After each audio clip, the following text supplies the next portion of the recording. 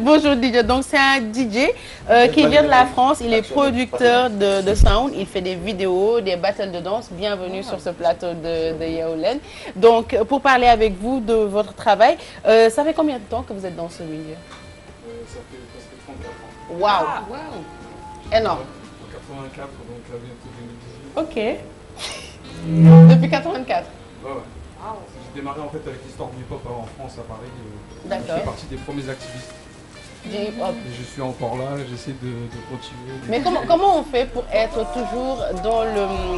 Comment dirais-je?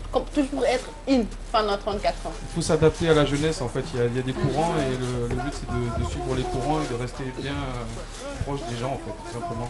D'accord. Alors en France, ça fait 34 ans que vous êtes dans le milieu. Actuellement, vous êtes au Sénégal. Pour combien de temps? Pour faire quoi? En fait, je suis venu 15 jours. C'est un ami qui m'a fait venir. J'étais venu il y a une dizaine d'années, pour notamment les défilés d'Adam à Paris. D'accord. J'étais venu il y a 12 ans, je crois. Et j'ai pas mal de contacts en fait en Afrique, notamment à Montpellier où je vis.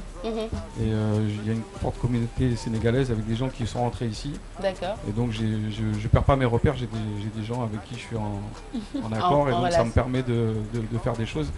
Et comme je fais beaucoup de choses dans l'artistique, dans les vidéos, dans la danse, je voulais venir rencontrer en fait pas mal d'artistes. Ce que j'ai fait, j'ai contacté des danseurs via le Centre culturel Senghor. Et j'ai fait des vidéos là durant la semaine avec des danseurs pour mettre en évidence en fait des gens qui ont du talent et qu'on voit peut-être pas en France par exemple. D'accord. Voilà. Bah, on espère que ce sera un projet qui va aboutir et qu'on mettra ici les vidéos j'espère bien. Dès qu'elles seront prêtes. Ex? Oui, en fait, ce que je voulais savoir par rapport toujours au DJing, on voit que c'est vous qui créez maintenant les tendances et tout.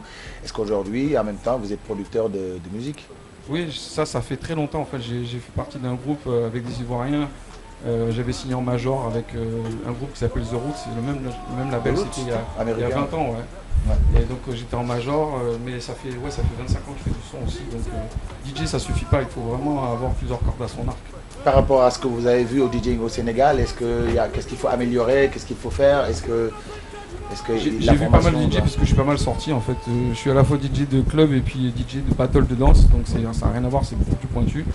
Mais non, j'ai vu quelques DJ qui sont très très bons ici. Je pense que voilà, après peut-être qu'il y a peut-être des formations en matière de technique supplémentaires et peut-être aussi sur la gestion d'un dance floor, mais ça c'est...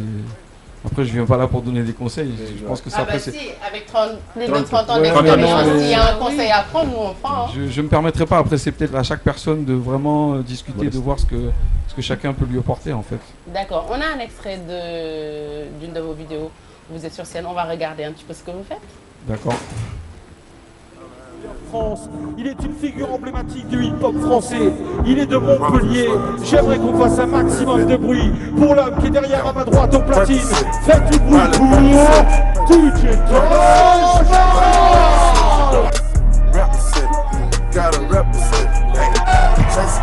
DJ, Salma à le contrôle. Montpellier représente un maximum de bruit pour le DJ. Le tune de Vintage Man. Taj Mahal la légende. 2 cups, toss her with the game. From full steps to a whole nother domain. Out the bottle, I'm a living proof. La suite sur Internet, parce qu'il y a un côté un petit peu chaud qu'on ne peut pas vous montrer à la télé. Donc, la suite sur Internet. Est-ce que vous avez des projets avec les artistes sénégalais? Adiza, c'est une artiste chanteuse, par exemple. Est-ce que vous pourriez faire quelque chose ensemble dans le DJing ou avec les DJ qui sont ici? En fait, oui, en fait, il y a une dizaine d'années, j'étais allé à Nouakchott, en fait, j'avais mixé là-bas et j'avais rencontré un artiste, qui est ici d'ailleurs. Et donc, j'ai profité de ma venue ici pour travailler avec lui, j'ai travaillé 2 sons. Et le but, en fait, c'est ça, de multiplier les connexions avec les gens. Au-delà de la production que vous faites, est-ce que vous pensez un jour organiser un concours de battle en Afrique, quelque part en Afrique, mais au Sénégal particulièrement? Là, par exemple, quand je suis venu au centre Senghor, j'ai contacté la Sierra Diagne. La Sierra Diagne. Et donc là, on a parlé.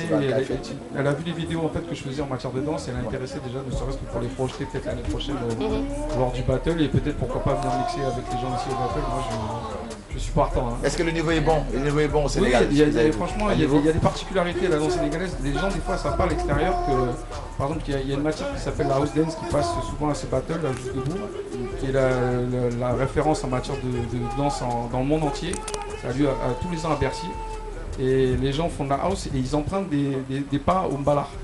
Ah. Et les gens ne savent pas en fait. Donc moi des fois ça m'arrive sur les réseaux d'écrire, de dire que ça vient du mbala, mais les gens ne savent pas. D'accord. Donc c'est une façon. Il faut plus communiquer dessus. Alfie a une question avant qu'on vous laisse partir. Pourquoi Taj Mahal? Pas indien.